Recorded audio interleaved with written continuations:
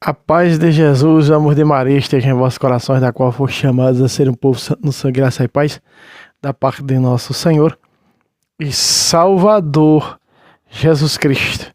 Salve Maria Imaculada, sempre Virgem. Sejam todos bem-vindos aos nossos canais de apologética. Já mete o dedo no like, já compartilhe para os seus grupos. Aqui ao nosso lado, para quem quer nos ajudar, pentecostesfabio1@gmail.com. Faça sua doação, doe quanto você puder, pedindo vossas orações nesses tempos de tribulações, de enfermidades, pedindo as vossas orações. Mas enquanto estivermos neste mundo, estaremos gravando apologética em defesa da nossa fé. E hoje, meus irmãos, eu vou trazer o catecismo contra as doutrinas. O catecismo refutando os 10 mandamentos protestantes. Ou seja, mandamentos, mas na realidade não são mandamentos. As 10 piores mentiras protestantes contra a igreja fundada por Cristo. Pois é, e nós vamos usar hoje aqui o Santo Catecismo contra essas heresias. Vamos lá?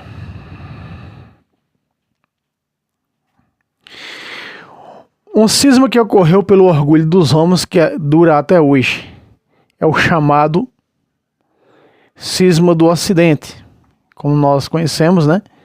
O cisma do Ocidente que aconteceu em 1054 com o rompimento da Igreja Oriental, se tornando o seu patriarca fundando e denominando como ortodoxa. De que essa revolução religiosa não se tratou de um movimento com uma origem divina, e sim na multiplicação de igrejolas de cunho protestante que se alastram pelo orbe. Reunirei aqui algumas das acusações, as 10 piores acusações feitas por essas heresias protestantes contra a verdadeira religião fundada por Cristo. Um ódio que tem sua origem desde o Jardim do Éden. Ficará claro que, na verdade, os protestantes odeiam algo que identificam com a Igreja Católica, mas não é a Igreja Católica. As primeiras objeções seguem os argumentos de um vídeo que um protestante refuta a fé católica, numa pregação feita por um pastor presbiteriano e calvinista, Augusto Nicodemos. Esse sujeito nós vamos refutar as 10 mentiras dele hoje, são os 10 mandamentos de Nicodemos, né? As 10 mentiras de Nicodemos contra a igreja fundada por nosso Senhor Jesus Cristo. Primeira, a igreja católica não é a igreja primitiva, pois foi criada por Constantino no século 313.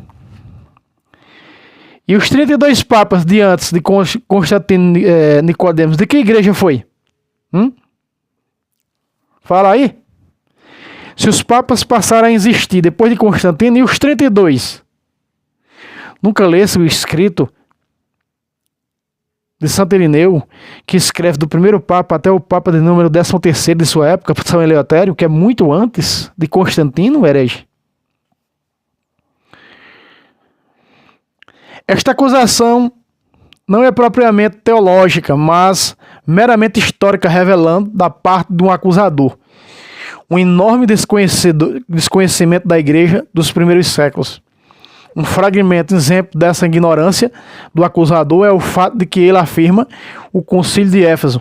O terceiro concílio ecumênico foi convocado para combater a heresia donatista,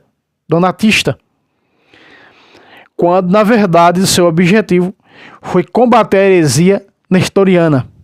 1. Os donatistas. 2. Nestoriana. Se Constantino foi o criador da igreja que existia, então antes de do edito e quais mudanças ele introduziu. Segundo a ignorância do acusador e sobre a realidade da igreja, ela não é apenas a igreja romana, também chamada de ocidental, principalmente quando se fala dos primeiros séculos, pois o maior corpo da igreja se encontrava no Oriente. Assim, se a criação da igreja romana se deu no século IV, quando ocorreu a criação das igrejas,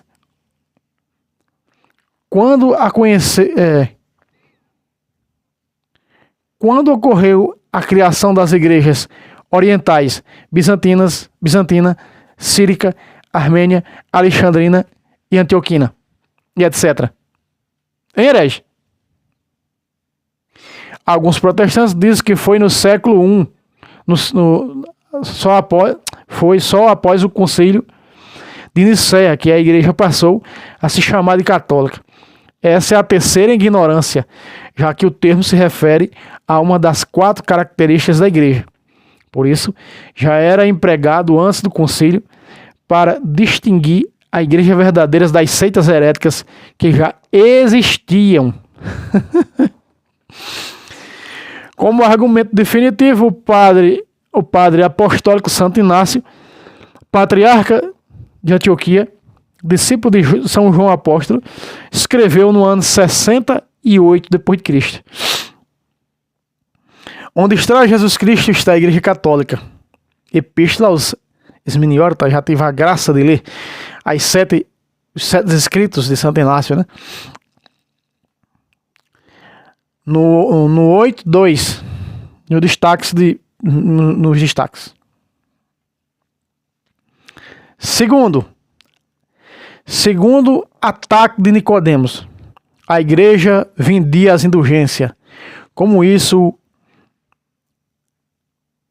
para adquirir lugares no céu. Essa acusação é reveladora, porque mostra uma ignorância crassa e basilar sobre a doutrina católica do pecado e suas consequências. Indulgência não é um perdão dos pecados, mas das consequências deixadas pelo pecado. O pecado é a desobediência sabida e querida do indivíduo em uma ordem de Deus, direta ou indiretamente.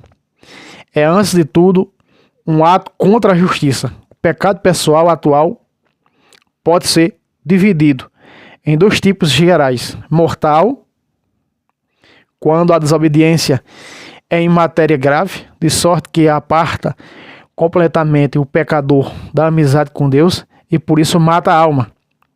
E venial, quando a desobediência e a matéria leve, de sorte que não há apartamento total entre o pecador e Deus. E que nós possamos encontrar com o cunho bíblico. Vou dar para você aqui, na Epístola de São João, onde você pode ver pecados, a própria Bíblia Sagrada fala dos pecados mortais, tá certo? E veniais. 1 de João 5, versículo 16. Se alguém ver seu irmão cometer algum pecado que não é mortal, reze e Deus lhe dará a vida. Isso para aqueles que não cometeram um pecado mortal. Em outras Bíblias, morte. Há pecado que não é mortal. Não digo há pecado que é mortal. Não digo que se reze por estes. E há pecado que não é mortal. Digo que reze por estes. Então, a Bíblia mesmo mostra pecados veniais e pecados mortais. Pecados leves e pecados... Pecado é pecado, né? Existem pecados sociais, e por aí vai. O pecado mortal é um ato definitivo contra a majestade divina pela infinita dignidade e ultrajada de Deus. Merece, pois, uma punição infinita. A pena eterna, o inferno. O pecado venial é um ato infinito. É um ato finito. Infinito não, finito. Porque não ofende diretamente a majestade divina. Merece, pois, uma punição finita. a pena temporal, ou seja, os sofrimentos presentes, não sendo esses suficientes nos futuros, o purgatório. 1 de Coríntios, capítulo 3, versículo 15, que alguns hereges refutam dizendo que ele não é o purgatório. As Bíblias estão adulteradas. Nos textos originais diz que o sujeito será salvo de alguma maneira passando pelo fogo, e a igreja denominou esse fogo como purgatório, purgação da alma. As heresias, né, para acusar a igreja, elas inventam de tudo. Distorcem, adulteram, fazem de tudo. Herege, né? Por isso, a indulgência é o perdão das penas temporais devidas aos pecadores, aos pecados veniais, ou aos pecados mortais, já perdoados. Resumindo, primeiro, as indulgências não podem dar o perdão dos pecados mortais, e mesmo que sejam vendidas, não tirariam a alma do infiel do inferno, posto que serviriam apenas para as penas temporais. 2. O purgatório não é o inferno dos condenados. E a Igreja Católica não acredita que as almas do inferno possam sair de lá, como erroneamente nos acusam, porque não entendem nem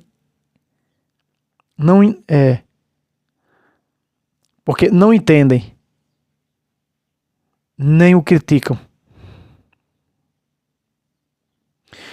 Terceiro, os católicos adoram imagens dos santos proibidas por Deus. Terceira mentira de Nicodemos.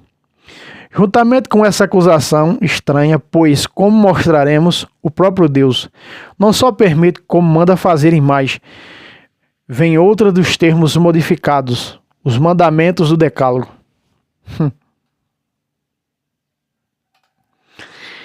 Nós vamos ver aqui, vamos fazer uma comparação para você ter uma ideia dos mandamentos católicos e o mandamento protestante, tá certo?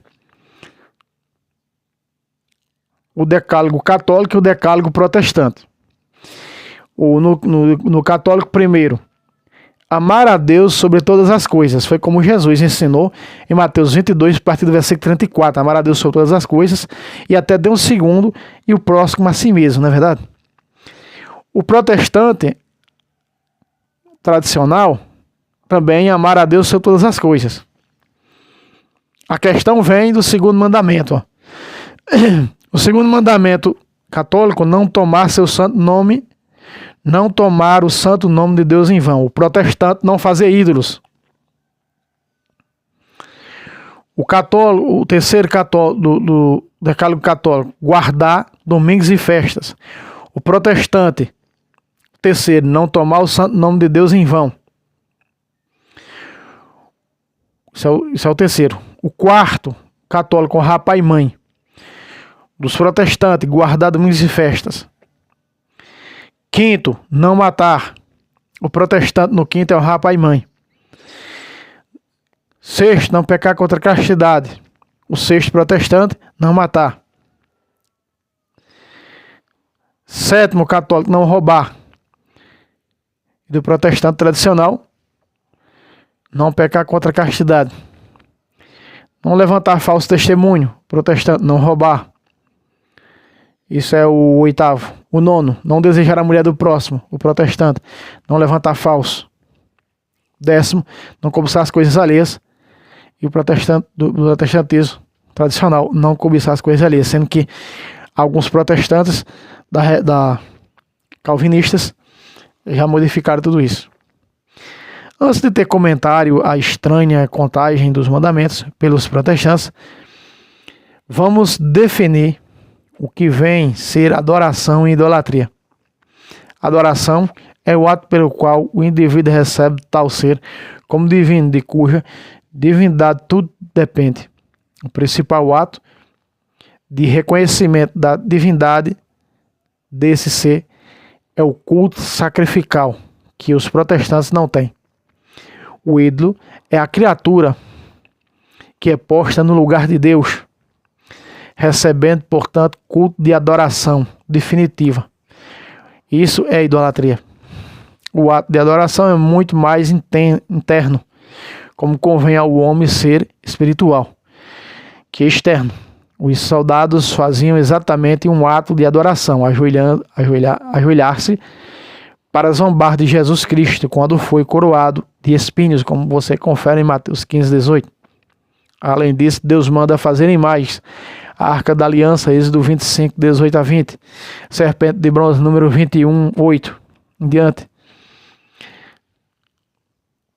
As imagens do Templo de Salomão, 1 de Reis 6, de 23-35, e também no 7, 29.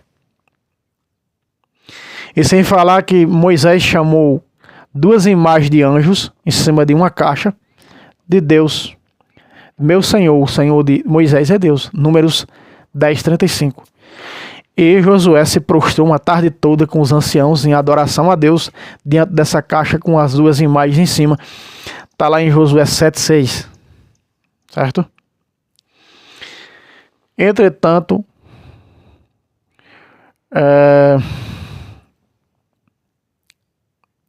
e o Senhor disse a Moisés, vai e quando a questão do bezerro de ouro, por exemplo, o Senhor disse a Moisés, vai e desce, porque se corrompeu o povo que tiraste do Egito. Desviaram-se depressa do caminho que eles prescrevi. Fizeram para si um bezerro de metal fundido e prostraram-se diante dele em adoração, oferecendo sacrifícios, dizendo: eis aqui Israel, agora o teu Deus que te tirou do Egito. Foi um bezerro que tirou Deus do Egito? Que tirou o povo do Egito? Os protestantes, por ignorância, não querem entender isso. Ao bezerro oferecem sacrifícios, que, como dito, é o ato supremo de adoração. E para ficar mais explícito, disseram ser o bezerro o Deus que eles tiraram do Egito. Veja só. Veja como eles denominaram um bezerro, né? Denominaram o bezerro Deus. Ou seja, mudaram a identidade do bezerro, que é o bezerro, e colocaram o nome incorruptível no ser corruptível. Aí está. Ninguém chama com Nossa Senhora Aparecida de Deus, ninguém chama com Santo Antônio de Deus, ninguém chama com São João Batista ou qualquer um santo de Deus. Mas a ignorância é atrevida. Pelo princípio da hermenêutica, um trecho de uma obra não pode contradizer com o outro, e o leitor é obrigado a interpretar harmonicamente. Disto fica claro que a proibição diz respeito à fabricação das imagens de ídolos, criaturas, né, como o bezerro, e a põe no lugar de Deus, dando o nome incorruptível, e oferecendo assim as oferendas e os sacrifícios, não necessariamente a qualquer imagem em si. Por mais que nos ajoelhamos diante de uma imagem, de um santo, quer não é santo em si, mas apenas representação dele, jamais reconhecemos ele como Deus, do qual dependemos até para existir. E isso é um pensamento de qualquer católico, até os mais humildes. Todos os atos feitos não passam de veneração e respeito apenas. A atitude de veneração já ocorria na igreja nascente, como atesta o livro dos Atos dos Apóstolos. Muitos veneravam São Pedro, cuja sombra curava. Está lá em Atos 5:15 em diante. Passamos a considerar a modificação feita do Decálogo pelos protestantes, a fim de ter razão na acusação contra a Igreja de Cristo. Eles tomaram ao primeiro mandamento, amar a Deus sobre todas as coisas, e dividiram em 2, amar a Deus sobre todas as coisas e não ter ídolos. Ora, diante do qual já foi explicado, quem ama a Deus necessariamente não fará ídolos, pois seria como depor Deus, trocar Deus por uma criatura. A acusação de que suprimos, que seria o segundo mandamento, não é ter ídolos, para justificar os santos e as imagens, cai por terra pela própria explicação católica do primeiro mandamento: amar a Deus sobre tudo. Corso vagal. Amar a Deus sobre tudo.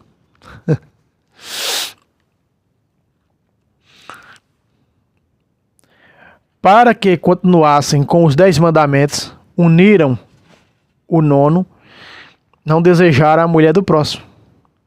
Com o 10º, não cobiçar as coisas alheias.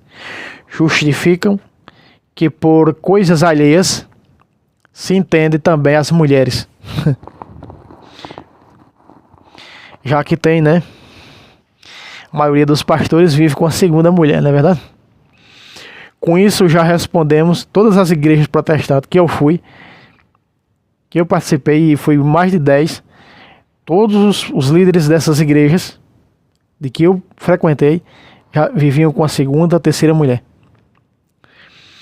Com isso já respondemos uma acusação, esta dos ateus, de que a Igreja Católica despreza a mulher. Ao contrário, o desprezo é dado pelos protestantes, que tomam a mulher como propriedade do homem. De fato, nenhuma outra religião defende mais a dignidade da mulher do que o catolicismo. Religião instituída por Deus, que quis nascer da mulher. Quarta acusação. Jesus Cristo é o único mediador entre Deus e os homens. A passagem de que se baseia para isso, porque não há outro Deus e há um só mediador entre Deus e os homens, Jesus Cristo.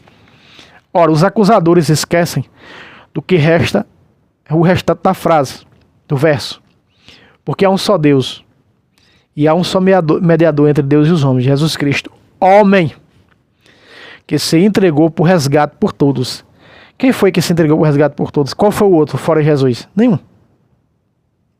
Ninguém está duvidando disso. 1 Timóteo 2,5 em diante. Ora, aqui São Paulo fala da mediação salvífica, mediação de redenção. Em outras palavras, o que o apóstolo ensinava é que apenas uma pessoa pode nos salvar, Jesus Cristo, homem. Ou seja, pela obra da encarnação que culmina na morte de cruz. As outras passagens bíblicas atestam a unidade de mediação de Cristo, mas sempre neste sentido. Vamos ver. Primeira, mediador que oferece sacrifício pelos pecados, salvação. Hebreus 5:1. Segundo, mediador porque por sua morte expiou os pecados, salvação. Hebreus 9:15. Terceiro, sangue da expiação, alusão ao Cordeiro Pascal, salvação. Hebreus 12:24. Isso não implica mediadores para outros fins. O próprio pastor não. O próprio pastor não ora pelos seus? Abraão intercede por Sodoma, Gênesis 18, 23 em diante. Moisés intercede pelo povo, Êxodo 32, 11 em diante. Nossa Senhora intercede pelos noivos, João 2, 3 em diante. É forçoso concluir, como acima pelos princípios básicos da hermenêutica, que não há nenhuma contradição entre a doutrina católica e a Escritura. Quarto, os santos estão mortos, por isso não podem interceder. Quarto ataque mentiroso protestante. Essa é uma outra acusação que vem normalmente entrelada à anterior. O próprio Deus assim se apresenta. Veja, o próprio Deus. Olha como Deus se apresenta, presta atenção. Ele dizendo que é o Deus dos santos. Lá em Isaías ele diz, eu não sou Deus de ídolos, mas ídolo é uma coisa. Aí está a diferenciar. Deus dizer, eu não sou Deus de ídolos. Os protestantes dizem que Deus diz que ele não é Deus dos santos. Mas se Deus mostra, e o próprio Jesus mostrou no Evangelho de Mateus, que Deus é o Deus dos santos, olha só. Em Êxodo 3,6 diz, olha o que Deus diz. Eu sou, ajuntou ele, o Deus de teu pai, Abraão, o Deus de Isaac e o Deus de Jacó, o Deus dos santos. Na passagem em que Moisés intercede pelo povo, que prevaricara com o bezerro, ele alude aos santos que já morreram. Veja, eu sou o Deus de teu pai, o Deus de Abraão, o Deus de Isaac, o Deus de Jacó. Vamos chegar já na de Mateus, tá? Lembrai-vos de Abraão. Em Êxodo 32, 13 em diante diz: lembrai-vos de Abraão, de Isaque e de Israel. Israel era Jacó, Deus chamou ele de Israel, né? O pai das tribos. Então, lembrai-vos de Abraão, lembrar dos santos, que já tinha morrido. Lembrai-vos de Abraão, de Isaque e de Jacó, vossos servos, os quais jurastes por vós mesmos, de tornar sua posteridade tão numerosa como as estrelas do céu, e de dar aos seus descendentes essa terra, de que falastes como uma herança eterna. E o Senhor se arrependeu das ameaças que tinha proferido contra seu povo. Isso foi Moisés dizendo para Deus, para que Deus lembrasse de Abraão, de Isaque e de Jacó. E Deus se arrependeu das ameaças que fazia contra o povo. Porque Moisés usou aqui nessa prece para com Deus o nome dos santos. Nós não podemos rezar como Moisés rezou. Moisés rezou a Deus usando o nome dos santos. Nós não podemos rezar a Deus falando o nome dos santos protestantes. Como vocês não conhecem de Bíblia. Está lá no Êxodo 32, 13 em diante, tá? Em outra situação, nosso Senhor diz: eu sou o Deus de Abraão, o Deus de Isaque e o Deus de Jacó. Ora, ele não é Deus dos mortos, mas Deus dos vivos. Espera aí. Está lá em Mateus 22, 32. Se o escritor sagrado está dizendo que Deus não é Deus dos mortos, mas é Deus de... Isso está em Mateus, tá? Foi Jesus que disse. Ora, Deus não é Deus dos mortos, é Deus de Abraão, e Abraão não está morto fisicamente, de Isaque e de Jacó. Sim, morto fisicamente, mas não espiritualmente. A alma está viva, ressurreta com Deus na glória. Deus não é Deus de morte, é Deus dos vivos. Deus dos vivos, que vivo? Abraão, Isaque e Jacó. Protestantes, vocês não conhecem de Bíblia. E São Paulo confirma: quem nos separará do amor de Cristo? A tribulação, a angústia, a perseguição, a fome, a nudez, o perigo, a espada. Estou persuadido de que nem a morte, nem a vida, nem os anjos, nem os principados, nem presente, nem futuro, nem as potestades, nem as alturas, nem os abismos, nem outra qualquer criatura nos poderá apartar do amor de Deus. Amor que Deus nos testemunha em Cristo nosso Senhor. Romanos 8, 35 e 5. Nada nos separa, estamos com Cristo. Nem a morte nos separa. E ainda diz: Deus juiz das almas dos justos, que chegaram à perfeição. Hebreus capítulo 12, versículo 23.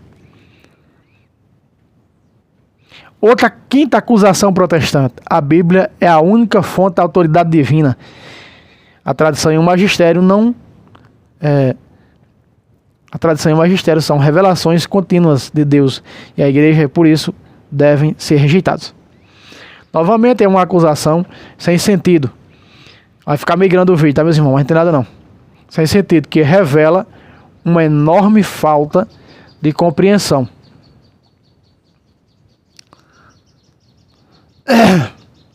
Ao catolicismo. Vamos fazer o seguinte: o vídeo vai ficar grande, para não ficar um vídeo muito grande. Vou separar os vídeos, tá? Eu vou ler o quinto ataque contra a igreja, e aí faço os outros 5, tá? Os outros depois. Eu leio esses 5 aqui, aí leio os outros, eu faço o segundo vídeo para os outros 5, tá certo? Vamos lá. A tradição e o magistério não são fontes de novas doutrinas. A tradição apostólica é a palavra de Deus que não foi escrita, e por fonte primordial da revelação, excede a Sagrada Escritura, mesmo em antiguidade, pois existiam antes de ser escrita, em plenitude, pois possui todas as verdades reveladas, as quais não foram reveladas por escrito. E em insuficiência, pois a Sagrada Tradição não precisa de outra fonte revelada. Enquanto tal, a Escritura, entretanto, precisa da Sagrada Tradição para estabelecer a sua própria autoridade, manifestar o seu sentido autêntico. A Escritura não pode ter sua autoridade em si mesma, como falam os protestantes, apenas porque ela mesma se diz inspirada. Em nenhum local da Bíblia está dito que ela é a única e suficiente fonte de revelação. Na verdade, todos os livros tidos como sagrados pelas falsas religiões se intitulam como verdadeiros. O argumento tautológico não pode ser usado em si mesmo. Tampouco pode a Escritura determinar a sua justa interpretação. Ela mesma atesta isso. Antes de tudo, saber que nenhuma profecia da Escritura de interpretação pessoal. 2 de Pedro 1,20. Há algumas passagens difíceis de entender, cujo sentido pessoas ignorantes e menos fortalecidas deturpam para suas próprias ruínas, como faz também com o resto das Escrituras. 2 de Pedro 3,16. No primeiro argumento, se depreende a necessidade de outra fonte interior, que a igreja chama de tradição apostólica, ou sagrada tradição. Um equívoco dos protestantes que confundem a tradição com um mero costume, mas pode ser lido aqui. A sagrada tradição não é outra fonte de verdade nova, mas é a mesma fonte da verdade de sempre. E eu pensei, pelo título, o título estava errado, era refutando com o catecismo, tá? Não era bem assim. No segundo, a necessidade de legítimo intérprete das fontes da fé. O magistério da igreja é a interpretação correta, autêntica das fontes, seja a tradição, seja a escritura. Não constitui verdade, apenas interpreta o sentido real das fontes. Olha só, esse aqui nós vamos terminar os 5 ataques, né, do protestantismo, alguns deles do seu Nicodemos, à Igreja Católica, tá certo? Essa é a primeira parte. Assista o segundo vídeo que vem logo depois desse, que é a segunda parte. Tá certo? Vamos para o segundo vídeo. Deus abençoe a todos.